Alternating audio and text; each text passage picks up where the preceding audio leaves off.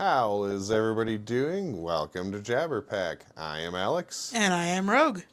And today we've got something a little different here. This is our first podcast we recorded a little while back about our experience at FanX. It took us a little while to figure out the technicals and get some time in order to do this, but this will be just a little look back at what we thought right after FanX. How is everybody doing? This is Jabberpack. I am Alex. And I am Rogue. And here we are, starting a little bit of an adventure. Hopefully you'll have fun joining us as we figure out what we're doing here. Today we're going to do a little bit of a back and forth, talk-a-majig about a comic convention we went to yesterday. It is the artist formerly known as Salt Lake Comic Con, but is now called FanX because San Diego Comic Con sued away the previous name. But everybody basically knows that it's Comic Con. But Yeah, and yet New York can still call it Comic Con.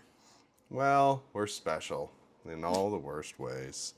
We meaning Salt Lake. Well, I'm special in worse ways on the other spectrum too, but that's beside the point. Yeah, I love y'all for it anyway. And I love you too, but I'm still special in a bunch of weird ways. Okay. Well, this was a bit of a riot adventure for us because I think this is the first. It's not the first FanX we've been to. This is. You're not allowed to die. I'm not, I'm just choking on lemonade. Continue. But this one was an interesting little adventure for us because it was the largest group we've ever gone to FanX with. I believe this is the third one we've personally gone to. Fourth? Really? Yep. Two of them were several years ago, one of which we only went for a couple of hours. Oh yeah, like right when everything was closing we down. went for the first time we went was a full day. The second time we only spent a couple hours there because of work schedules. Third time was last year, and this makes fourth. Huh. So we've actually been 4 times. Oh, okay. Well, I guess this is our fourth one of these, and I'm pretty sure anybody who listens to this is going to be familiar with what a comic convention, Comic Con is. For those who aren't, just think the biggest collection of nerds, geeks, and all around general randomness that you could possibly think of. Yeah, that about sums it up. It pulls everybody out of the funky woodwork of life to celebrate all things geekdom, movies, obviously comics, hence the original name of these things, TV shows, and this year a lot of D&D. Well, when you think about it, D&D is becoming, or I should say, coming back, and becoming a lot more popular than it's been over the last several years. So can't say I'm too surprised. Yeah, which, that's another ball of worms in itself, but I think it's a good thing to see people getting back into it, so. It's the ultimate nerd geekdom. Well, it's like you actually get to use your imagination. It's a lovely thing. That's why it's the ultimate nerd geekdom. What's the name of the local one? The people who were there, we didn't see them this time, but there's like tavern in their name. Oh, Smoking Barrel Tavern. Oh, okay, yeah. So, yeah, people even play in Utah. Imagine that.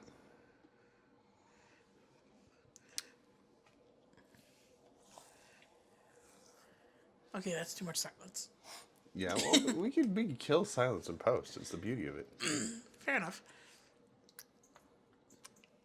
I mean, ultimately, the goal is to not have dead silence, but hi, dog. But no, it was the largest group we've ever attended FanX with. Yeah, which definitely came with its own set of logistical difficulties. Seeing as how 60% of the group needed ADA bands, which are little bands they put around your wrist to tell event organizers and people running around that, okay, these people could potentially need assistance. Because raisins. Yeah, and it could be anything from just ability or help with getting around to just making sure somebody is safe and has everything they need. It doesn't necessarily have to be, oh, somebody needs full functioning help to walk around the event. So please do not mistake that. Yeah. And it was quite a headache this year because two of our participants needed mobility scooters, which, you know, it's really cool that they have those available to rent, though if you're going to do that, rent them in advance, you know. Yeah, limited mobility combined with huge crowds definitely is a pre-event rental situation. But the event organizers themselves aren't the cream of the crop when it comes to telling you exactly where you need to go and what you need to do. It's very common for a lot of the volunteers there to just point a finger at another direction and say, I don't know, ask them. So, I don't know what they can do to fix that, but, you know, just throwing it out there. Well, I think majority of it is just lack of cross communication. Because you have the Salt Lake, for those who don't know, Salt Lake's FanX is usually held at the Salt Palace. So you have organizers from FanX itself to Salt Lake Palace employees and security and a bunch of volunteers, and not everybody, it seems, had the same information as everybody else. So we were our group was getting told several things. We could go in at this time to elaborate. Those who are unaware, FanX does have several tiers of entry that you can purchase. For those who occasionally attend, like ourselves, we usually just get the standard day pass. And so, to not go into too much detail, each group has different times they can go in. The standard pass is when everything opens to the general public. And so we got told by three different people, three different things on when we were allowed to go in because of the ADA bans that we had. We were told, okay, well, we could go in to pick up our scooter rentals early so that way we'd have them for when the public could enter.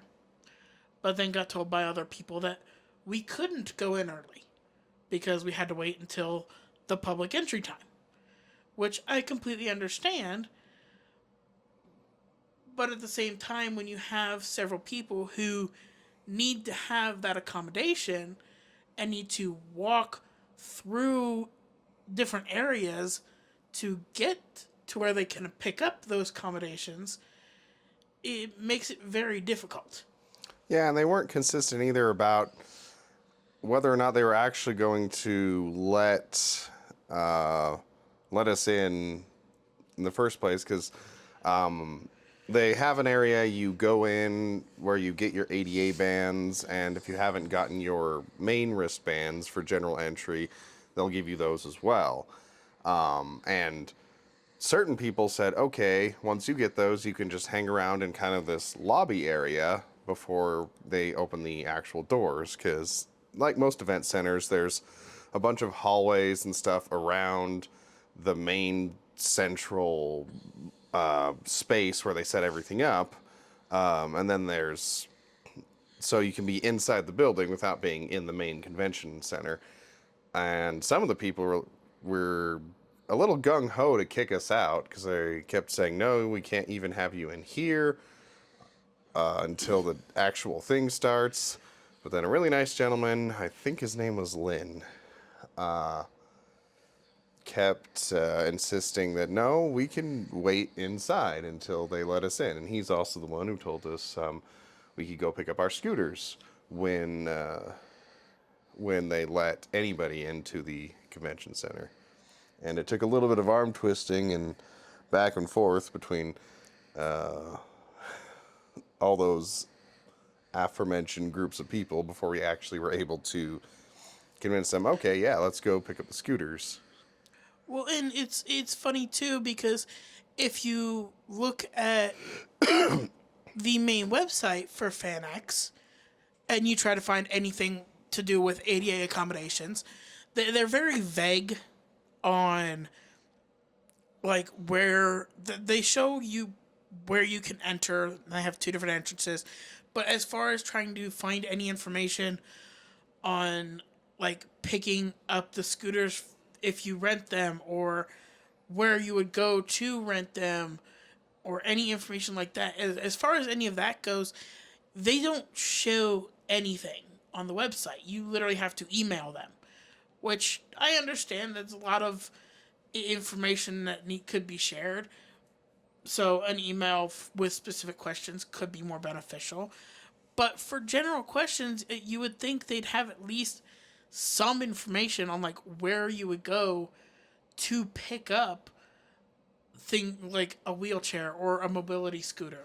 Right. And one of the things I can tell you, because I'm the one who had to return one of the scooters, is where the scooter rental is nowhere near the actual ADA entrances, either of them.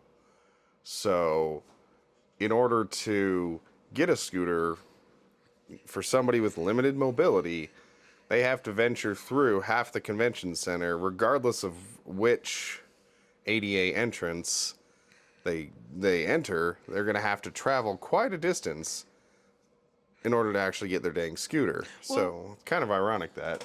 Well, what's funny is I do agree with the entrance that we used primarily and the location of where the mobility scooters are picked up. It is a fair distance to walk. But what's funny to me is the second ADA entrance that they list on their website is not the ADA entrance or exit that was used by us. Really? Because from my understanding, and for those familiar with how it is, there's about 2 blocks distance between where you would catch a train in downtown Salt Lake to where you would go to pick up your regular wristbands, also where an ADA entrance is. However, according to their website, one of their ADA entrances is the very front of the Salt Palace. Huh. So about a block from the train. And that's what I was trying to tell you. It's right before you see all of the signs that are out front of the Salt Palace. Oh, yeah. It's right before that is one of their claimed ADA entrances. They lied. So for the fact that you literally had to go to the opposite area, literally 2 blocks from a train to enter the building, or you have to walk the equivalent of a block and a half, either way, for somebody with limited mobility who needs to have a reliable way to get around the event, to say, okay, we're going to let you rent this for better mobility around the event, but you have to walk a minimum of a block and a half just from a train station to get into the event and pick up that mobility scooter or wheelchair is a little insane. Yeah, their coordination in the matter was lacking. And in fact, when I returned the scooters, the people at the front ADA entrance were less than helpful and literally phrased it, oh, we have nothing to do with that scooter stuff. You just got to go to wherever you got them. Thanks, guys. I'm glad you talked about it beforehand. Because Lord knows no person with mobility issues is going to want to know where they can rent a wheelchair. Yeah, I mean, when we picked up our ADA bands and entry bands, all they had was a phone number for us to call to rent the wheelchair or mobility scooter, but had no clue where the actual location was to pick them up. And the location that you pick them up at, they were constantly saying it was at guest services, but it's not. No, it's not. It's like half a building away. Or no, I can't say that. It's like around the corner in an alcove is where we had to pick it up, and yet the guest services is located again at the main entry to the Salt Palace, which is in like the middle of the building at the front. Yeah.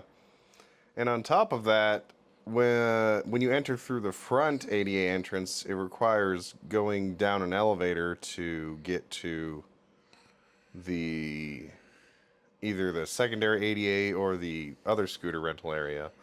And the elevator lines were quite extensive because of all the people who brought wagons or what's the American word for a pram? Stroller, thank you. Sorry. And they call them prams in England, so. Yeah, you're thinking stroller. Yeah.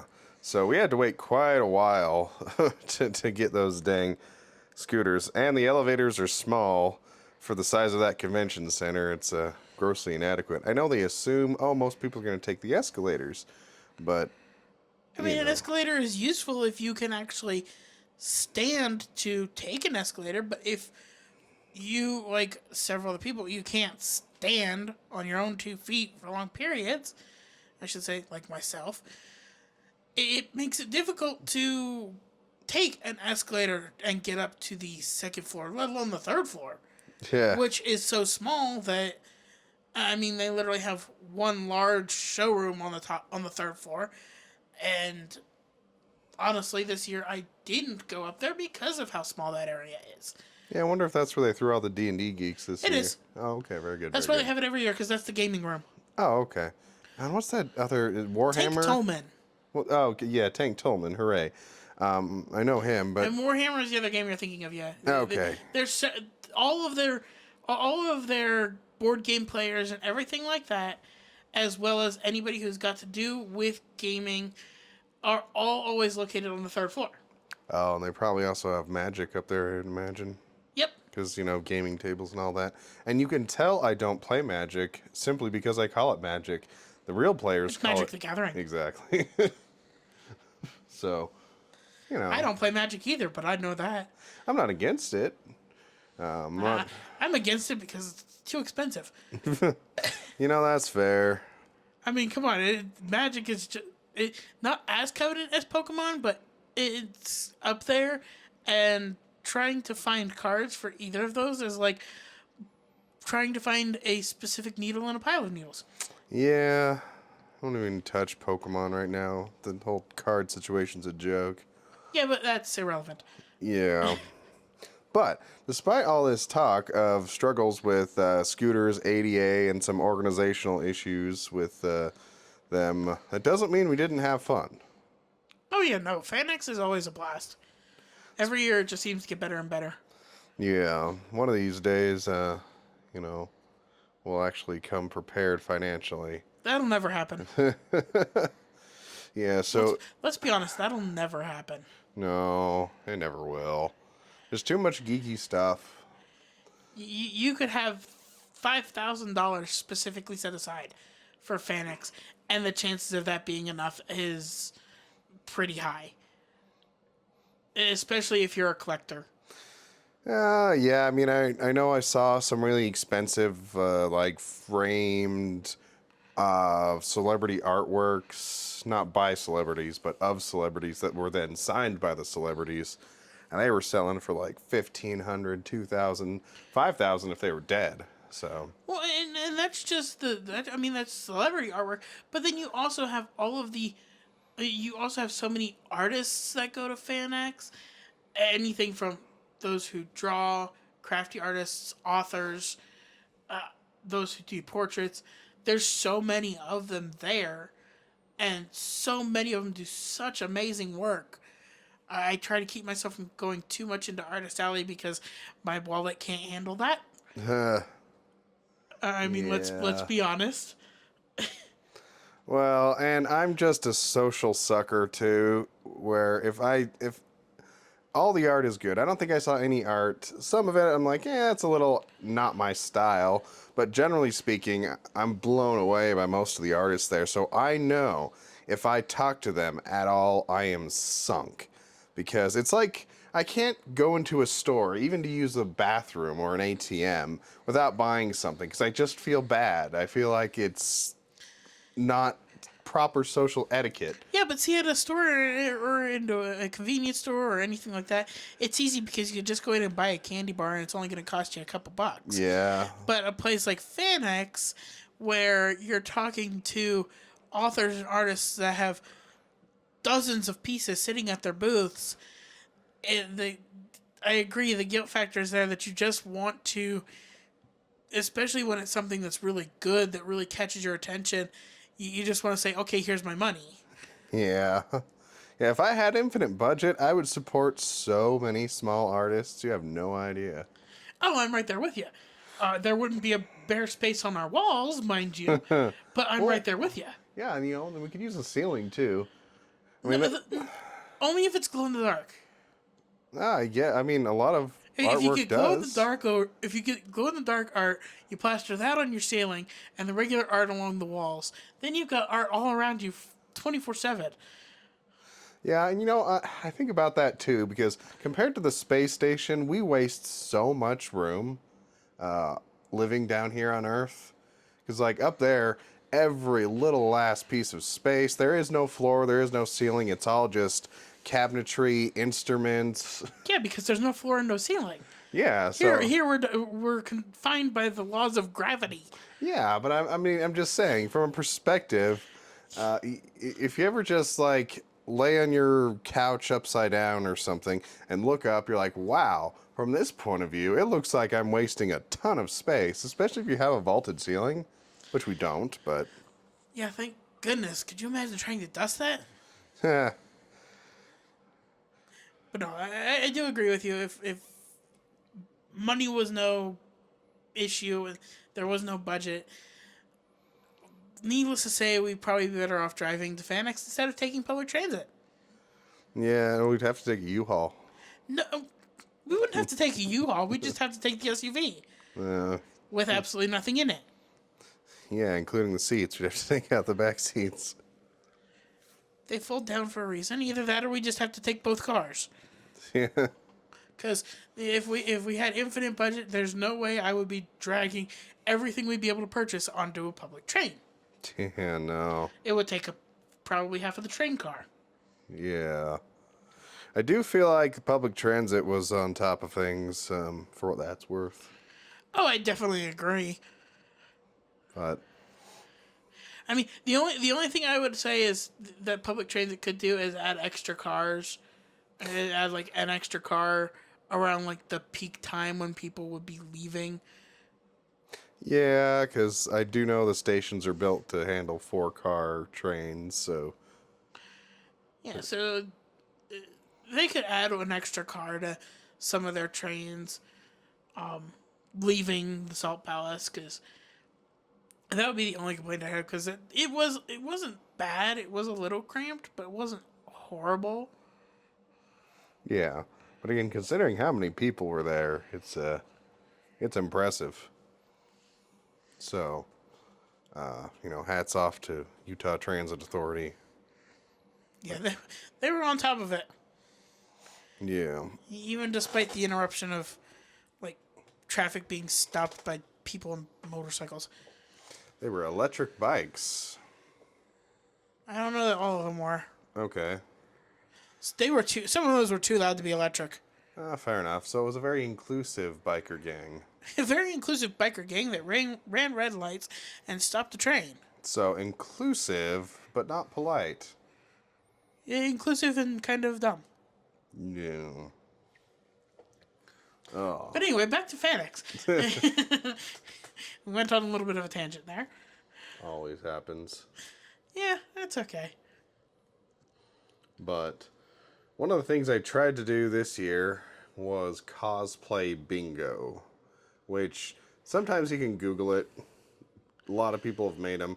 A lot of the ones I've seen online tend to have, they'll have some of the franchise categories, but then they have ones that I didn't make on my list, such as like obnoxiously oversized cosplay. Then there's one that I saw multiple examples of where you see a couple and there's one of them that's like 150% into it, but the other one is just kind of there for the ride. Yeah, but I mean, dressing up in cosplay is some people like it, some people don't. Me, Yeah. I'm not a huge fan of dressing up. Needless, is that to say that I wouldn't ever try dressing up in cosplay? No, not necessarily. But I'm not the biggest fan. Yeah, I guess I tend to be a minimalist when I'm out in public. I like to travel as light as possible, so the idea of wearing a bulky costume all day seems like it's fun in theory. You know, it takes you back to Halloween as a kid, where you're like, cool, I get to be something else for a day. But even as a kid, when you just wear a costume, either for school or for trick or treating or both, even that after a while, you're like, man, this gets old. And a lot of the costumes are built with that really cheap polyester fabric that Yeah, and sweats. also with Halloween and dressing up as a kid, it's more socially acceptable for kids to dress up, as well as for Halloween, you get candy. Yeah. You get rewarded for dressing up and enduring the hot outfits and goofy looking outfits. Where with cosplay, yes, some of them are goofy, and a lot of them are extremely hot, especially the more elaborate ones. And I get it, it's fun. You can goof off and don't have to actually be yourself. You can be whoever you want with it. But come on, you don't get candy for it. Where's the reward? You know, the only place that gave away candy I saw was the one author booth where they had caramel. No, there was another author booth that had Starbursts, and he gave you and he would give Mars bars if you bought his bundle book. Oh, see, I wasn't there for that. Yeah, I know. It's not my fault you were off parading with furries. Ah. Well, okay, but that doesn't mean I am a furry. I didn't say you were, but you were still parading with furries. Yes, I know a lot of furries. They're good folks. I'm not dissing furries. I have the utmost respect for that community. But I was off wandering around, looking at books. You were parading with furries. I can't help it that you weren't there. To be fair, I actually didn't join in the furry parade. For some context, I have a good friend and a brother who are furries. And usually every year at this convention, they all get together, hobnob for a while, take a big group picture, and then they go on a little bit of a parade. Well, this year they did the hobnob and the picture, and they coordinated that fairly well. They gave people like a 10-minute warning, a 5-minute warning. But then they gave 0 warning whatsoever before they started the parade. So they left, I would say, probably about a fifth of their group behind. And the group was probably about 50 people, I would estimate. And that my brother was included in that group that got left behind. So yeah, I was not parading with furries. I was just helping take pictures. Okay, then you were hanging with furries. Yeah, but you know, The fact that they left a fifth of their group behind, that's kind of a messed up move. But then again, it seems sometimes they're not always the most coordinated with things like that. well, plus they can hardly see out of those headpieces, from what I gather. And So how many of them tripped down the stairs? none that I saw. I did see someone run into a table, though. Yeah, that's not surprising. I mean, I could see him easily running into a table, running into a post. One of these years, one of them's going to trip down the stairs if it hasn't happened already. I'm sure it has. I don't know how many years they've been doing it, but Yeah, fair enough. They've probably tripped down the stairs at least once. well, I mean, especially since like the feet they wear are gigantic. You know, I don't think it would take much to catch one of those to just send them tumbling. But hey, at least you know they're padded when they fall, so built-in It safety depends system. on the suit. Okay, some of the more expensive ones, I guess. Some of the more expensive ones would offer you padding, but some of the other ones, for those who are on lower budgets, you're gonna be scratched up, bruised up, beat up by the time you get down the bottom of them steps. You're just gonna want to leave. Yeah, but you know, it's another form of cosplay. Well, kind of. It's like cosplay of your own character, I guess. Which that's not to say you can't cosplay in the style of other franchises or other styles with a character you come up with, but furries uniquely seem to be mostly characters of their own creation that they then turn into their suits and stuff. I mean, although there were some like, let's see, there's Isabelle, Tails from Sonic, Bandit, and Chili from Bluey. Yeah, I saw those when we were actually waiting for our group before we were leaving, because they were right near us taking pictures. Yeah. But generally speaking, I feel like most of them are their own characters, whereas more traditional cosplayers that flooded the convention tended to be franchise specific. And on that note, I never got back to the whole bingo thing. Not the character from Bluey, mind you, but the cosplay bingo. Because I didn't really make a bingo card so much as a tally list. Because for my old job, I used to have to count a lot of things of different varieties and quantities. So I've got an app that allows you to make your own little counter list, and you can check them up and down. So I just started making lists of cosplays I either saw and were curious to see how many more I'd see, or ones that I thought I would see a lot of this year, like K-pop Demon Hunter. Yeah, there were quite a few of those. There were, which didn't surprise me. What made me happy is it wasn't just Huntrix that was cosplayed. You know, Because I saw several people dressed up as either demons or as Saja Boys. yeah. And one of my favorites was somebody who was a can of Saja Boy soda. So, Well, I appreciate the one that was dressed up as a Saja Boy, but as the demon version of one of the Saja Boys. oh, because I feel like that's what I saw the most of. You know, the outfits they were wearing during the Your Idol song.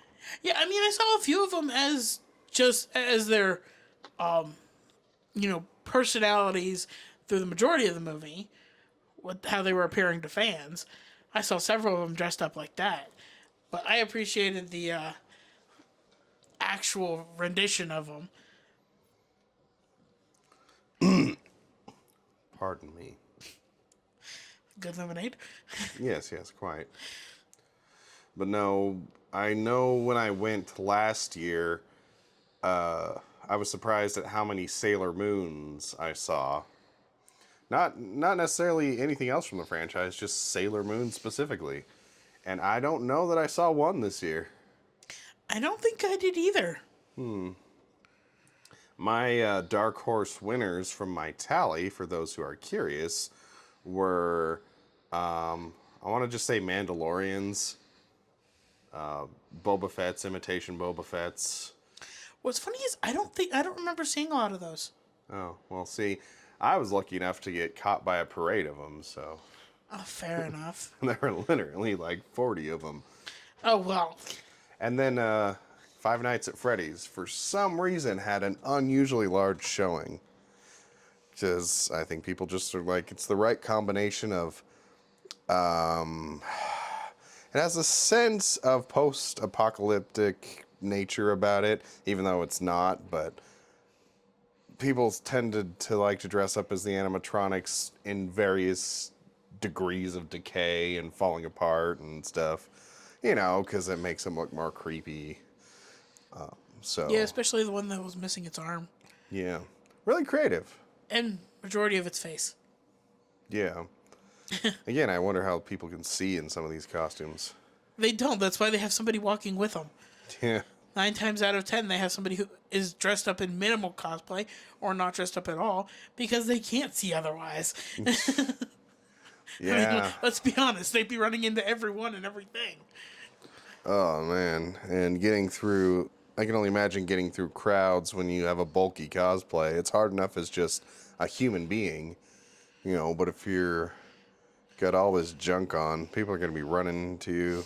Like, people ran into and dragged the bags I was carrying so many times. And people have no chill, no... One of the things I think they should do for FanX, and this is me like thinking way too much about it, is they should set it up so there's a traffic flow for people to go by, and you could have it to where it's like multi-direct. You could have both directions going down in between tables, and just set it up like that so everybody has the chance to look at everything without having to like run over other people or push people out of the way. So you mean like maybe put some tape markers on the floor to say like, okay, in the center of each aisle, one lane for each direction. This is where you go if you're just walking. If you're going to stop, you pull off. You walk off. But here is designated places to just keep people moving. Yeah, and I mean, I know that would be difficult because area between some of the tables isn't hugely extensive.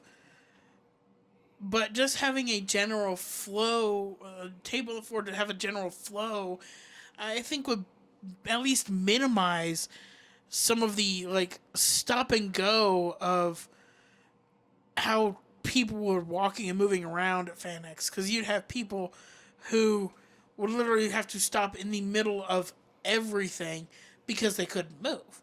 Yeah. And Constantly. going back to what we were talking about a little bit ago with the ADA accommodations, for those in wheelchairs or with mobility scooters, you would think it might be easier, but it's not. No. It's actually, in my opinion, it's actually a little worse because people are looking at eye level, looking at booths and looking at tables, looking at cosplay players around them, and when you're sitting in a mobility scooter that puts you at chest height with most people at most, people don't notice you're there as much because they're paying attention to the people walking around them, not necessarily those who are rolling around them, to say. Yeah. Plus, they see any stop to traffic as, okay, this person's not moving, I need to try to get around them. And for some reason, it seems to be compounded with wheelchairs. Whereas, like, okay, you see somebody standing there, they may or may not start moving, but for some reason, if you see a wheelchair not moving, people assume, oh, well, they're just sitting there for a minute. So the amount of people that just walk right in front of a stopped wheelchair, even if you're trying to move, even if you're honking the horn, is insane. Yeah, and I mean, I get it. Everybody wants to see everything, and everybody is on a limited time schedule to be able to look at all the booths and everything like that. That's why it's a 3-day event. But it's one of those, it runs all day. FanX runs all day. For like, I think on Saturday it was 9 hours? Something like that. And if you, for example, have a multi-day pass or one of the higher passes, Multi-pass. and you're there for all 3 days of the event, there's no possible way you would still need to rush to try to see everything. Because if you haven't seen everything by that point, then what are you doing with that time? Yeah. I mean, yes, we were there for, 7 hours. Yeah. From the time we actually got into the floor to the time we left, we were there for 6 or 7 hours. Yeah. And we were able to see everything we wanted. We might have missed one or two things, which every year. That's a given. If you only go one day, you're bound to miss something. Oh, for sure. It happens. But if we wanted to make sure we saw everything, we could have stayed another 2 hours. Yeah. And we would have guaranteed we'd have seen everything. But I get it. A lot of people want to go also to go to Celebrity Row, which admittedly we didn't. Yeah. Am I against that? No, not necessarily. But my priorities are more with looking at vendors. My weakness is books, authors. Just a lot. Hey, I can't help it that I like to read, okay? Indeed. So for someone like myself who has very specific things in their mind of what they want to get or what they want to look at, who they want to engage with when they're there, it's very easy to just go around in a day to see all of that. And now if you go because you want to go meet the celebrities that are there, as well as look at all the vendors and artists and everything else, I can understand why that would take 2 days. Or all 3 days. Yeah. But to be rushing around like you're on this limited schedule and basically forcing your way to tables and booths and disregarding other people's space is, one, it's rude. And two, it's like you got time to look. So why are you trying to rush everybody else too? Yeah. I mean, I know one thing I'm going to change next year is I'm definitely going to bring a backpack. Because I ruined our synchronization there. Because if you, the minute you buy 5 or 6 things, you're just carrying bags the whole time, and it gets exhaustive. No, next time we just need to take a wagon. Yeah. A small wagon. We discussed it last year too. Yeah. That we were going to take a small wagon with us, but we don't have one. Heck, I think even just like the rolling cart we have. Yeah? That rolling red cart would have been more beneficial. Yeah, because we probably could have fit most of the books in there. Yeah. And no, I didn't think about that till just now. Well, I mean... Next year. Yeah, we'll forget it again next year and then be having this conversation again. Yeah, probably. Either way, we came out with a lot of books and some glow sticks. And lightsabers. I mean, it's a stick that glows. Don't discredit them. They're good quality lightsabers. Yes, they are. For that, I bark at you. Bark at you. Bark. But I've wanted one of those fairly well-made lightsabers for years, but they're pretty expensive. I mean, even the ones we got, which I would say are more affordable, still cost a pretty penny. Because I think the mainstay brand is Neo Sabers. Because they pay the extra money to have replicas of ones from the actual movies and stuff, which I wasn't really interested anyway. Yeah, I mean, there's several brands out there for good quality lightsabers. If you want a replica one, yeah, Neo Sabers would be the way to go, because they have the more movie replicas of the different lightsabers. But we didn't. We went with a different brand that gave us D20s when we bought them. So Yeah, it was Nat 20. Yeah. But they are good quality lightsabers that, if we so desired, mind you, the dog would interfere, but if we so desired, we could duel with them. Indeed. I mean, even as demonstration, they were whacking them together to show how sturdy they were. Yeah, with reckless abandon, so. Though I was concerned because sometimes they would swing back and I would be afraid they would hit a cosplayer walking by. Well, I got hit with one. Not from one of the people who worked there, but from somebody who was winging one around from trying it out. But, you know. And I, of course, had to be different and get one that was harder for them to assemble, Doesn't fit any of the accessories you can add to it, like the one that makes it so you can put two together. And for some reason has an extra button that makes it talk. Well, you're the one who chose that lightsaber. It looks cool. Maybe you should have asked about the different features of that one before getting it, so you could have avoided one that talked if you really didn't want it to talk. Well, I don't think the guy really knew because it's a newer one, so maybe all their newer ones are going to talk now. Who knows? But luckily, mine doesn't talk. Well, it just looks like it belongs in Atlantis. Indeed. It's pretty epic. I'll have to... I like my lightsaber. Yeah, so all in all, very good, very fun, very exhausting. I was one of the walkers, not rollers, so... I could have let you borrow mine for a little bit if you really needed to sit for a while. I mean, I told you I could have just jumped on the front. Yeah, and then you would have gotten us kicked out. No. Who's gonna care? We were specifically told no surfing. Oh, is that what their term for it is? Hey, that's what for standing up or anything like that on the mobility scooters. Yeah, you can't do that. Well, see, the reason why I was standing on it when I went to return it is I felt bad for riding it because I thought, oh, well, I don't need this. So How do you think I felt the entire time we were there? Yeah, but you did need it, is the thing. So, because, like, you couldn't have walked all that distance. Oh, absolutely not. I would have been sitting down every 5 minutes, and a chance of me actually looking at any of the book vendors would have been slim to none. So it was a good investment. But I'm saying, me being a person who walks, I'm like, are they going to get mad at me? Not that anybody would know.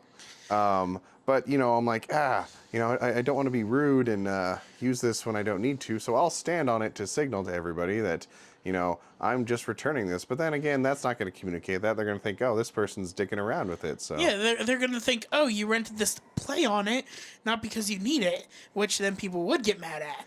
Well, but if you're sitting on it, one, they're not going to know, and two, they're probably not going to care because what does it matter if you quote unquote needed it at that point or not? If you paid the money to rent it, who's going to say anything? You're the one who spent the money to reserve it, to rent it. If somebody else didn't, that's on them, not to be rude. Yeah, but I would never be that douche who would rent a scooter that I didn't need. Oh, neither was I, but that's why I hesitated so much in reserving one for myself. Well, oh no, a group notice. A dance party. I'm not going to go to that. You don't want to do the cha-cha slide as a wolf? No.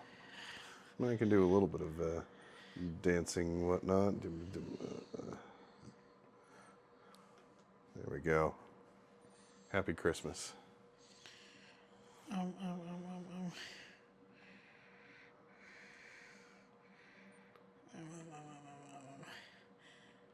I shall join. Hooray. Okay, I am done. Anyway. But no, it definitely feels weird, and because I'm always socially phobic, I always worry about my outward appearance in the matter, but I think FanX is one of the places where you don't have to worry about outward appearances one way or the other.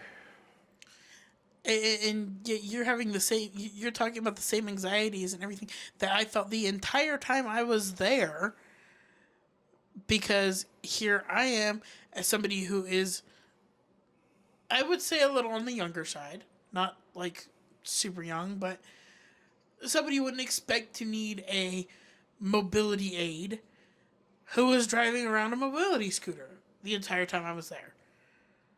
Did it, and is it a little upsetting that I felt a little limited into where I could go? Yeah, because I didn't really feel like I could go up to the gaming area on the third floor because they have so few elevators. And the ones they do have, I think they look like trying to get a scooter in there would be like trying to parallel park. Yeah, it wasn't easy.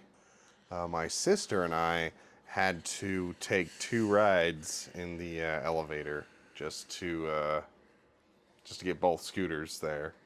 Even though technically they might have been able to fit, but not worth the hassle. Yeah, I felt like I couldn't go up to the second or third floor and was stuck on the main floor because of how small the elevators looked and the fact that there was only I only noticed two. I saw 3 the whole time I was there. Oh, and you noticed one more than I did. Even so, I mean, when we were going back to the train station when we were leaving, we took an exceptionally long path to avoid using an elevator. Because they told us, oh, you can probably go up an elevator to go out that main entrance. And to avoid that, we thought, oh, well, you can also just go out the side entrance, which turned out to be a lot farther away than I anticipated. Yeah, I mean, if I had known that, oh, it would just take an elevator ride to go to the shortest distance to get to the train station, I would have sucked it up and dealt with it. But in that case, I probably would have taken the time and jolted up to the third floor for at least 5 minutes. Yeah. But it's one of those it it gives you the ability to get around FanX and the whole event on the main floor a lot easier, and I am grateful for that because I wouldn't have been able to walk that full distance. I wouldn't have been able to walk around all day, and so I'm grateful for that. But it also it makes me realize how limiting it can be for people who have to rely on wheelchairs or mobility scooters all the time to get around.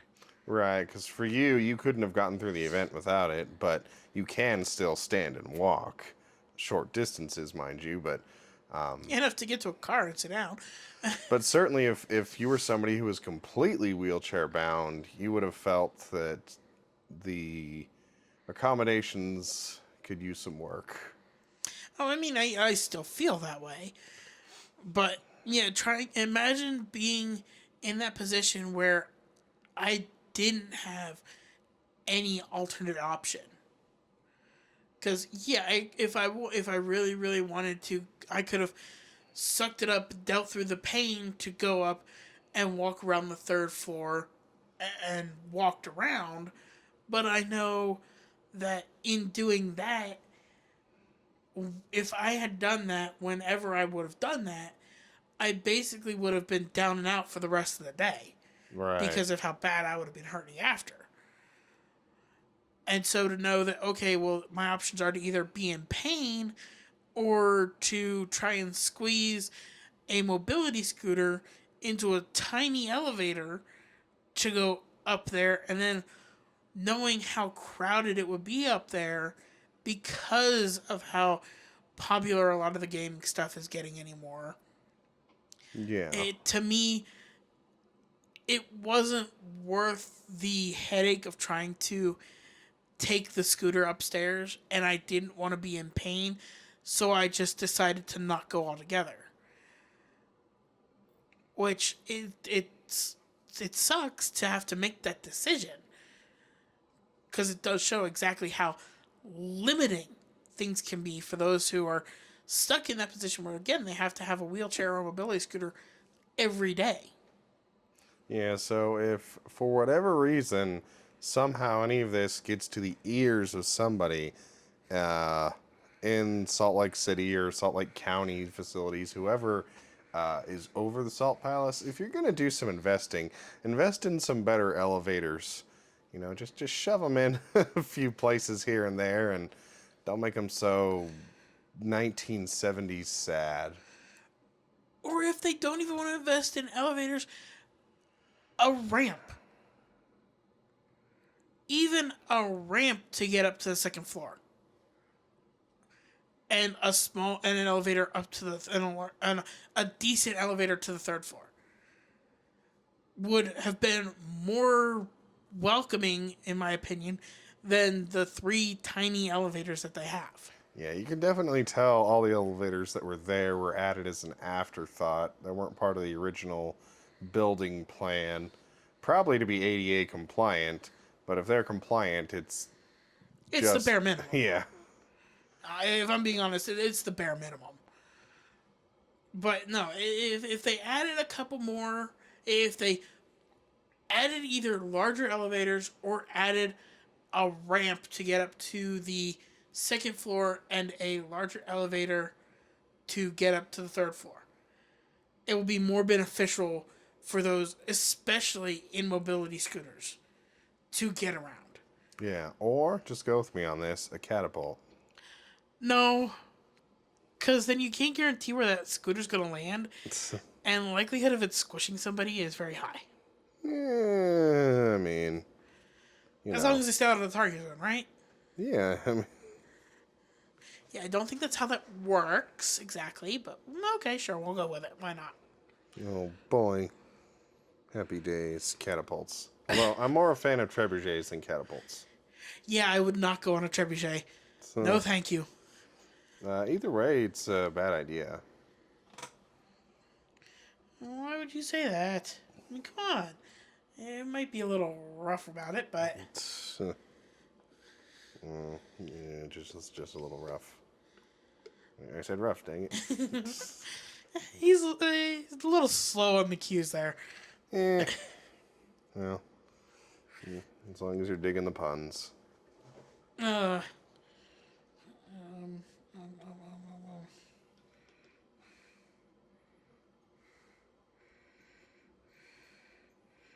no, can't find what I was looking for. Oh well. Yeah, I was looking for one in particular. Well, the one I was looking for is on page 1. Animation page 1, I should say. And that's what I was looking for.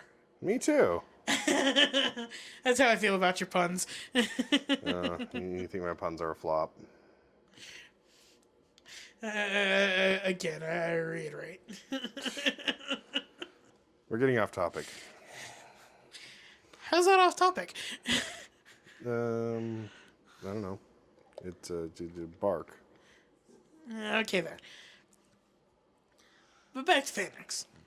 Yeah, I mean, I think I've said most of what I wanted to say. That it's a blast. It's fun. It murders the wallet, and I love the dedication some people have to their cosplays, and it'll be fun to see what the number one is next year. I would have thought it was going to be K-pop Demon Hunter this year, just because it's so hot right now, but...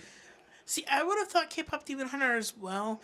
However, I do know that there's so many dedicated fan bases out there, as well as the fact that I don't know exactly how much merch and cosplay items there are Fair. currently for K-pop Demon Hunter because it is newer. Yeah.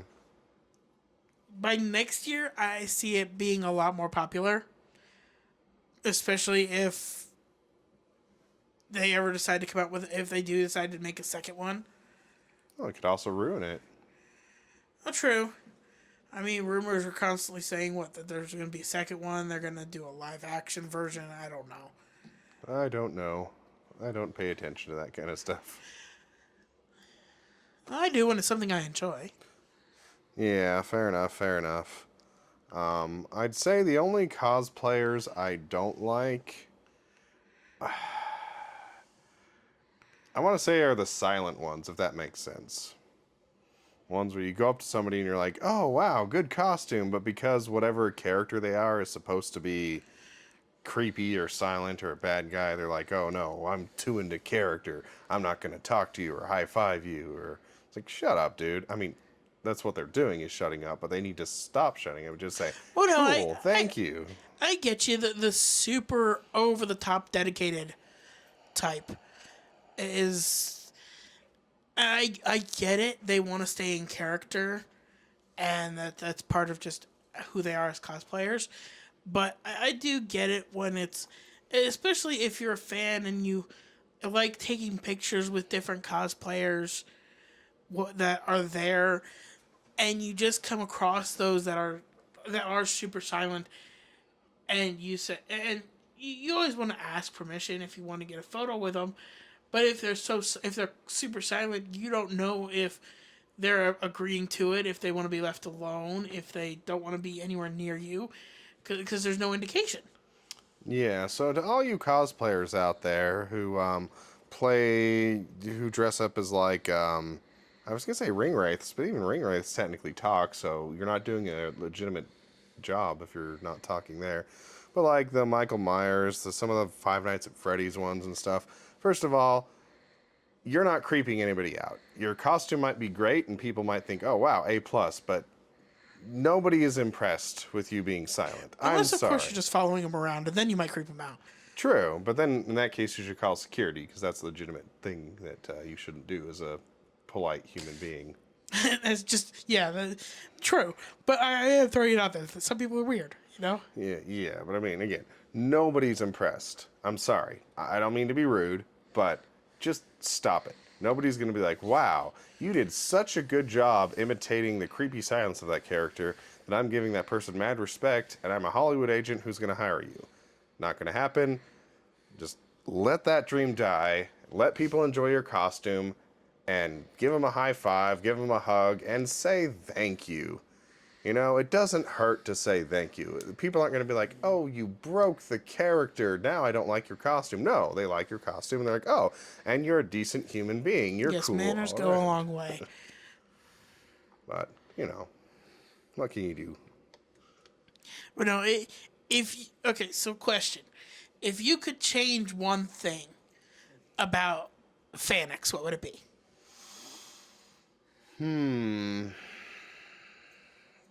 Just one. Yeah, one main thing. I feel like, and every year I feel this, and this year was no different, even though we were dealing with like ADA and stuff. Their whole admission process is always slow, clunky, unorganized, and confusing. I would agree with that.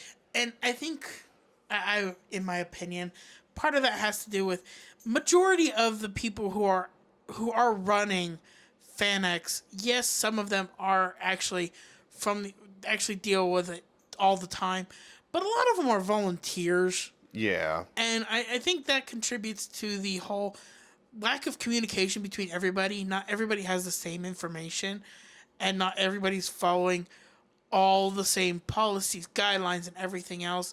That there's like 3 or 4 different groups of people who it seems are organizing all of FanX, and there's no communication between those groups.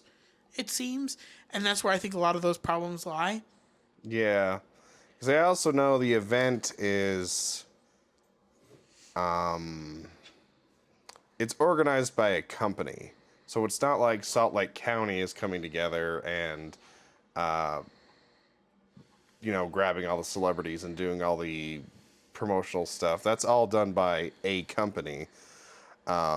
So I think some of the confusion comes from the fact that as a city county facility, there has to be certain accommodations that they provide for an event of that size.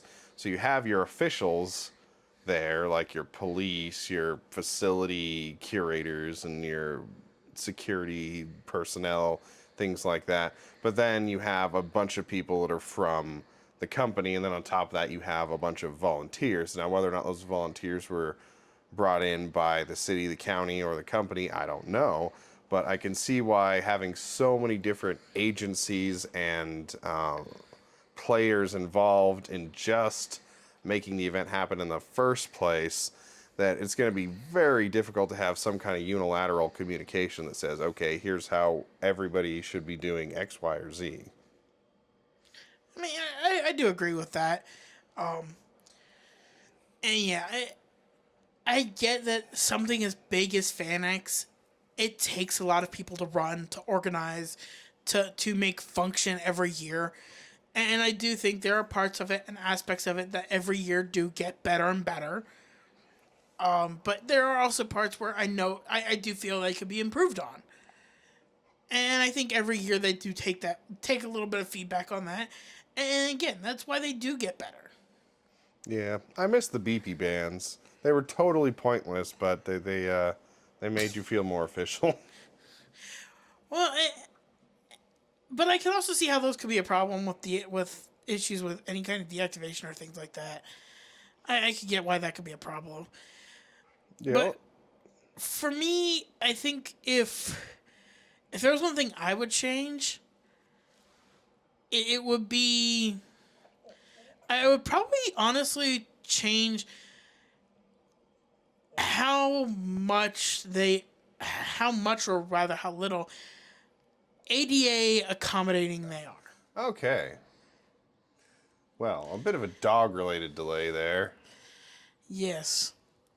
As I was saying, the one thing I would change about FanX is how ADA accommodating they are. Because I understand that they are very limited to the building itself and what the building can offer elevators, ramps, whatever. But the I go back to before when we discussed it, the process of getting the mobility scooters in the first place, being able to get into the building was so chaotic, Yeah. and they don't offer anywhere for people who are waiting. Say for the sake of argument, you go to the pre-registration and are there at 8 a.m. Because ADA, apparently the ADA entrances, as we found out, you can't get the wristbands until the time you're allowed to enter. Yeah, so The fact that we got ours before we were allowed to enter was a miracle only because we were allowed to go into the building per one of the many groups that were organizing it. yeah, no consistency, no communication. But the fact that if I was told in an email from FanX directly that going to the entrance we went to was the closest to where we would pick up the scooters that were rented. I feel that couldn't have been farther from the truth given the second ADA entrance that was listed. Yeah, and I can tell you because the second one that was listed was close to where I re-entered. It wasn't where they said it would be, but it's somewhat close to where they said it would be. And that is, it was a lot closer to where you actually pick up and return the scooters. So I never, I don't know that I actually asked. Did you have to go all the way to the opposite end of the building when you returned it? I mean, I had to go to where we checked them out in the first place. No, I mean when you were returning them to get back into the building. Oh, no, I was able to enter in through the front entrance. They had a ramp by where those food trucks were out in front. Okay, yeah. So it was the second ADA entrance. Yeah. But then we had to go to the elevator but once we were on that ground floor, it was just around the corner Yeah, so we were basically told the furthest entry point from where we picked up the scooters because we had to travel through. I would say, good half of the length of the exhibition floor. As far as like distance, we had to go from basically one end to the other of the exhibition floor just to pick up the scooters. Yeah. From where we entered the building. So, not having clear insight to where we actually needed to pick those up from where we were entered the building, as well as when you look at it. Sorry, I lost my train of thought. They don't offer anywhere if you do as you're instructed by apparently those at FanX and end up on the furthest point while you're waiting to enter or get your mobility scooters or wheelchairs like we had to, they offer nowhere for ADA people to sit. Yeah, that's definitely something I thought of at the time, and it was at the back of my mind a couple of times, and I meant to bring it up was the fact that they legitimately have nowhere for anybody to sit, which if you get in when they say you're allowed to, there's like a 2.5 hour gap between when you can supposedly get in to register, which registers where you bring your QR code and they give you the wristband in exchange to let you in, and then when they'll actually let you in, which is 11 o'clock. Was it 11 o'clock? It was 10:45 with those with general admission. Right. If you paid the extra money to get the VIP or Ruby Pass, you can get in 45 minutes early. But even then, if you register as early as possible and you're registering at 8 a.m., that's still 2 hour wait at minimum before Right. you can go on into the vendor floor or anything else. Right. And for somebody like my mom who was there, she had a procedure done on her back the night before, and it would have been really kind of them if they would have had some kind of chairs where people with disabilities waiting to be let in could sit, because I'm sure a lot of people, I saw a lot of people at the ADA entrance with canes, some of them with crutches. It's like, yeah, give those people somewhere to sit. I understand for some reason the event organizers don't like people having chairs. I don't know why. Well, no, but I will point something out. What's funny is if you look on the ADA accommodations on FanX's website, where it shows the ADA registration, it lists that there's seating available. Interesting. I'm like 90% positive it lists that there is seating available, and I was told that there would be seating available inside. Right, but then you have that whole dichotomy of some people saying like, "Oh no, you need to get out of the building because you can't be in here yet," and then other people are like, "Yeah, there's no problem with you waiting here. You just can't go into the event hall yet."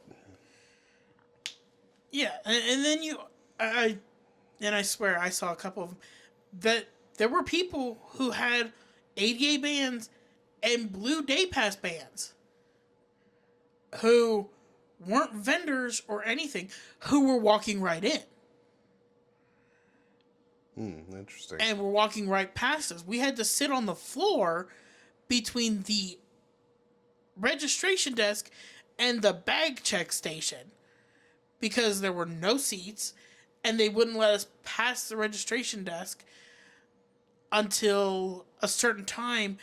And even then, we were told by, and I believe he was actually a guard for the convention center itself, for the Salt Palace itself, Yeah.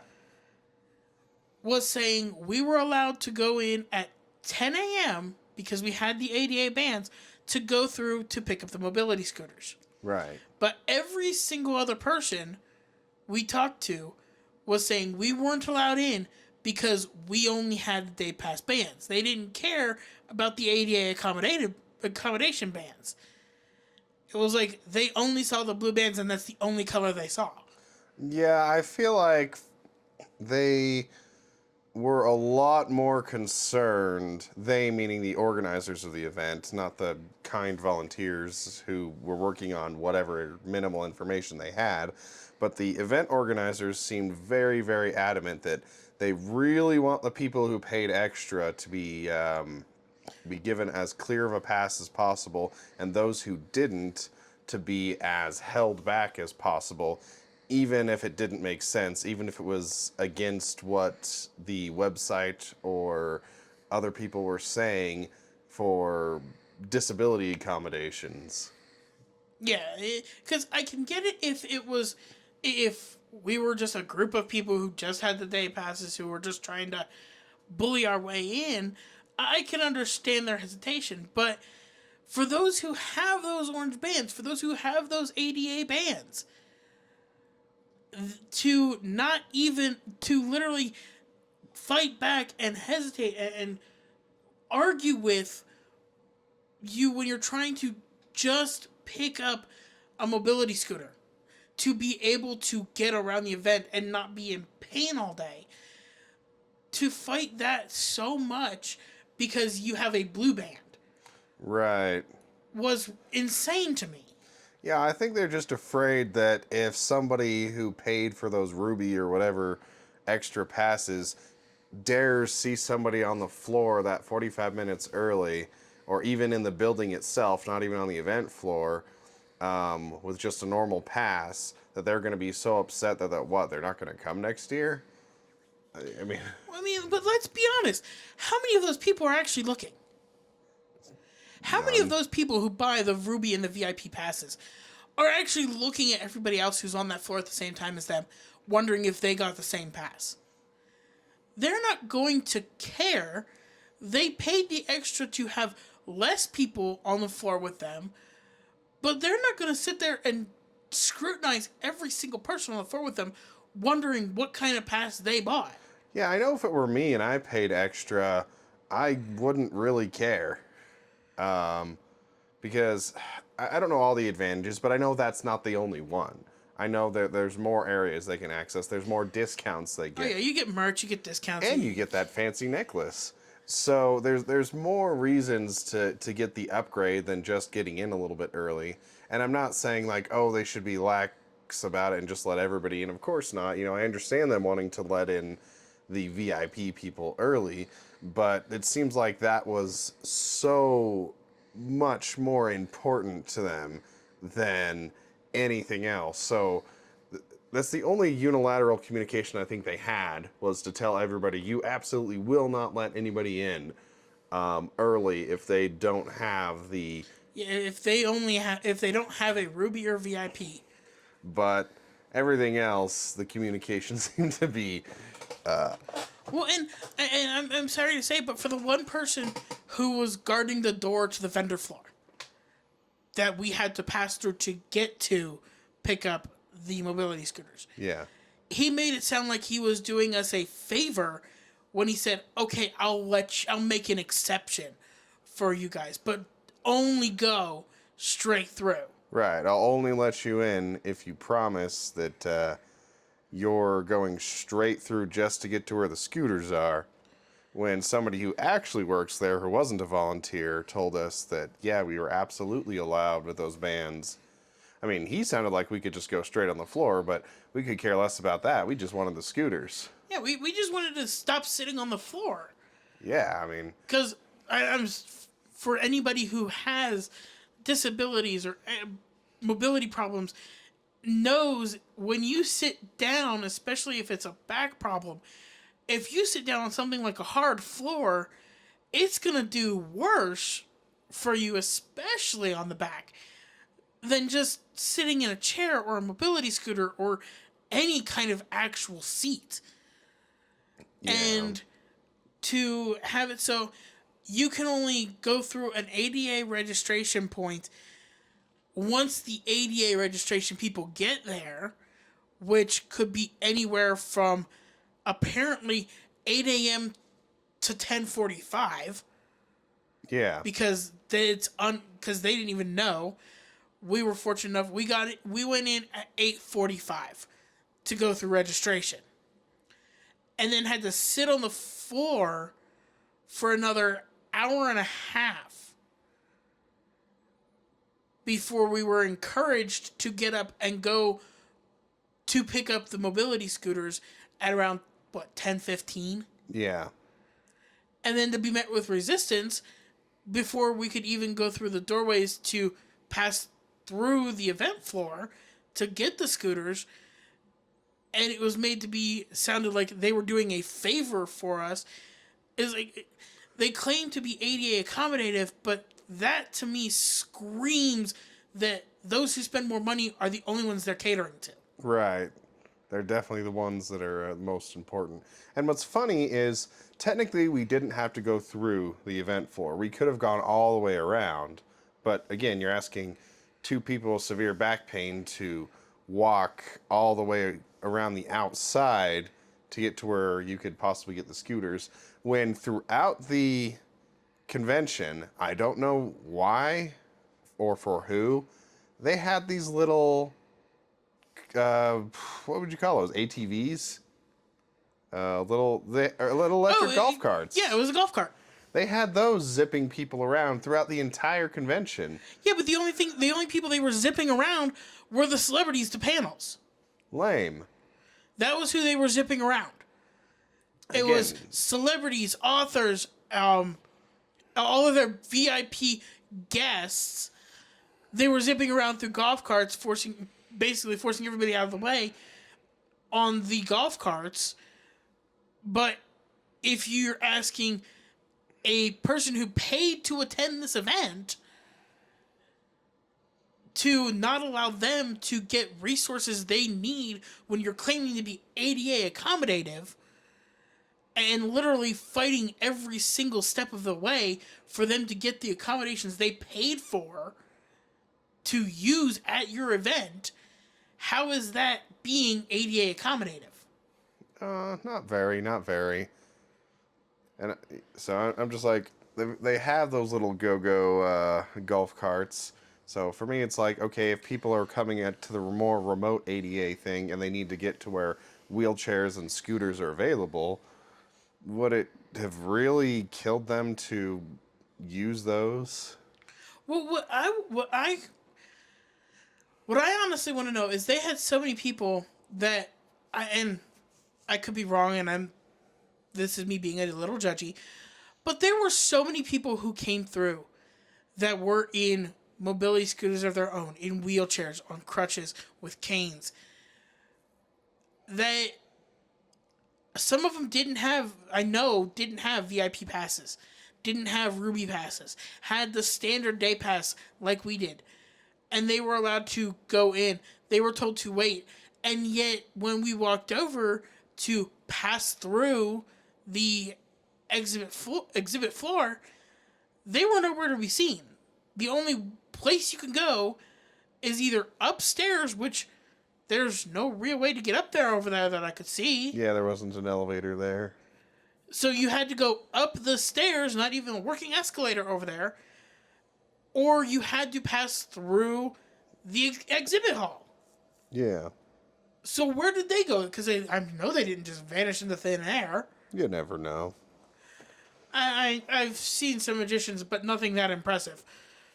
Yeah, but so they definitely could improve on ADA and their communication too. Because like, what's the point of having the bands to signal, hey, this is a person with a disability who may or may not need help at some point, if most people don't even know what they are, don't acknowledge them, or don't accommodate any of the basic needs that were told they could get through email or through the website. What's the point of even having them if nobody knows what they are or respects them? Yeah. So I definitely, that's the one thing I would definitely change if I changed anything with FanX, is just how their claims of being ADA accommodative. Yeah, I mean, sorry. Well, the Salt Palace itself needs some better elevators, but that's beside the point. Well, like I said, even with the limitations of the building and venue itself, just the general reception of most of the people that we encountered when we first got there and trying to get to where we would pick up the scooters was such a headache and a pain. And honestly, next year, if I have to do if the same thing's done next year, I mean, we know now for future reference that the other entrance is closer where we need to go. I think it's closer walking distance probably to the train station. Oh yeah, because after we dropped them off, we went straight over. In fact, they had a little bit of a underpass you could go through outside to even shortcut it even more. It was great. So yeah, so basically they had all of the accommodations at the opposite entrance that we were told, but was told that the other one would be closer. Yeah, but just like where we entered on the one side, even at the closer entrance, they knew nothing about the scooter rentals. So See, I think the scooter rental was being organized by employees of the Salt Palace. I think they were the ones running the scooter rentals itself. So because of that, those who were volunteering or organizers of the event had no information, which again goes back to the no communication between different groups. Just a lot. So it definitely that is definitely the biggest thing I would change. I love FanX. I will go every chance I get, but I would definitely change how they do their accommodations. And if they're super worried about it, have a volunteer at the ADA entrance able to escort people from that entrance to the scooter rental. Yeah. Because all it would have taken is one volunteer at the farther ADA entrance to escort us if we had to go, since we had to go across the vendor floor. All it would take was one volunteer to escort the group. And all of it could have been avoided. There wouldn't have been any headaches, hassle, whatever. They wouldn't have had to worry because the volunteer would have been there. And you're telling me with all the people that organized the event, volunteered at the event, or staffed at the event, they can't spare one person to escort groups like that? Yeah, I don't know. I mean, I've never had to organize something like that. I know it's got to be harebrained, it's got to be crazy, it's got to be complicated, but their priorities are vividly clear of what's most important to them when you have interactions like this. That they're going to put their main volunteer force as basically guards to prevent any lower paying tiers from getting in early, and that's going to be their main focus. Yeah, because could you have imagined having to wait until 10:45 to go over and get the scooters when everybody's trying to force their way into the doors right there at the scooter rental? Right, and you have the people who can barely walk having to try and compete with that first tsunami of people barreling into the event hall. Especially since they only had the one double door open. Yeah. They only had one double door open when there was more, when there were several sets of doors right there that they could go in and out of. They only had one door open for people to go in at 10:45, and just trying to imagine pushing through the opposite direction to get to these scooter rentals with those with limited mobility, pushing through that huge crowd to get out of the vendor floor. Yeah. Well, there's thousands of people coming in. Yeah. Would have been nuts. So yeah, their ADA accommodations need work. Just a lot. I will give them an official face paw for that. Yeah, it's a little rough. But that was FanX 2025. We got how many books? 46. 46. 46 books, 5 plushies, and 2 3D printed animals. That's crazy. Oh, and 2 lightsabers. Oh yeah, lightsabers too. Can't forget the lightsabers. I was gonna say, I knew there was something else. What am I missing? Yeah, our wallets are going to be hating us for a long time. But, we saved, we prepared as best we could, but it's never enough. For anybody who is even thinking about going to FanX and have never been, a word of advice: save a little every month. It'll never be enough, but save a little every month. That's the only way your wallet's not going to absolutely hate you. Yeah. It still might groan at you, but it won't absolutely hate you if you save a little every month before going. Yeah, because every year there's always we always exhaust our funds. Then there's like 2 or 3 more things where we're like, darn, if we would have known about these, maybe we would have done it a little different. But oh well. Well, that's just the reality of FanX. There's always something more you find, always something more that catches your eye, that stands out, that you really want. But that's encouraging to me because it means artists are continually creating, continually coming up with new things, and authors are continually writing new things. And so it's happy to see the creative, geeky community is still alive and still... Still going strong. Absolutely. Now, will we be attending the FanX next year? I vote more than likely. Yeah. I mean, unless finances or logistics or some other external factor stops us, definitely planning on it. Oh, let's be honest, at this point, we're probably saving, who knows, maybe even splurge for those extra passes. Yeah, I don't know. And then, and then, if we get let in, we'll let the ADA people through who need their wheelchairs. Yeah, I'm not going to stand in the way of somebody who needs to have that extra little help. As speaking for somebody who needed it myself this year, I'm not going to stand in the way of that because I know how rough it would have been if I didn't have, how rough it would have been if I didn't have that extra little bit of help. Yeah. So who knows? Maybe next year we will splurge for that little bit extra. Either way, it's always fun. It's always nice to geek out and see how creative different people can be it authors, artists, or whoever. Cosplayers. Especially cosplayers. Yeah. I think they spend more on their cosplay outfits than we spent on books. More than likely. So we'll see who wins next year.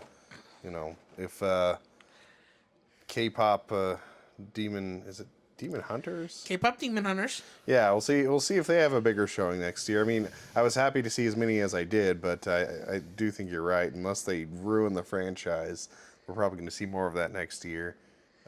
And it's Netflix. They get a 50-50 shot.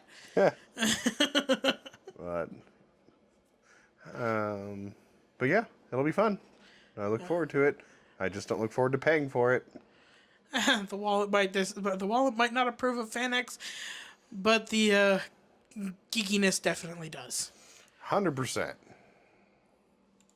Well, with all that being said, any final words or anything else you need to speak about? Well, just that be weird.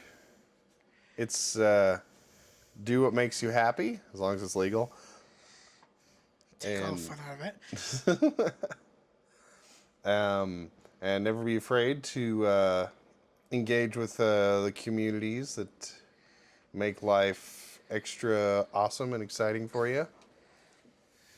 And for those who have somehow gotten through this experimental podcast of ours, thank you for listening. We hope you will join us for future ventures as we ramble and jabber about all the wonderful things or not wonderful things in life, just whatever comes to our mind. And we invite you to join us whenever you can. We really appreciate it. Yes, be weird, be goofy, be yourself, and have a howling good week. Indeed. Yes. Adios.